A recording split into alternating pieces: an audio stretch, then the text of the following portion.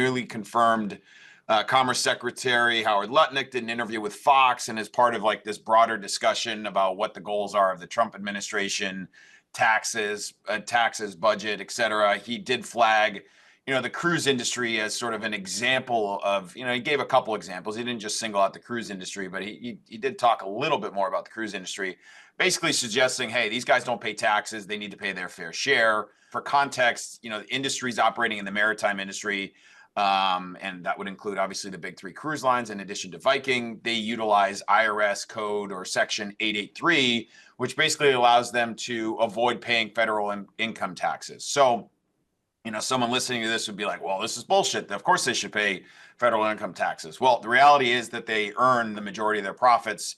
90+% of their operations occur well outside of U.S. waters. So that's sort of the provision and has been in place for decades. These guys, of course, do pay taxes at the state level. There's port fees. They employ thousands of people shoreside.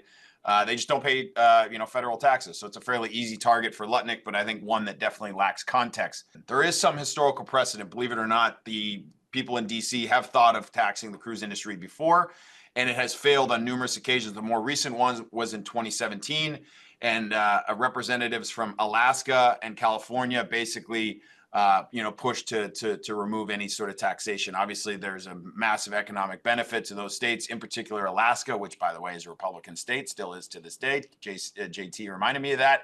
If you piss off the Alaska guys, you're done in the Senate. If you piss off the California, Texas, those are big states. So right now the House has set aside $4.5 trillion for tax cuts, and that just covers the 2017 TCJA, the Tax Cuts and Job Act. So there's not going to be much wiggle room for anything else, whether it's the tax on tips, whether it's Social Security, overtime, et cetera.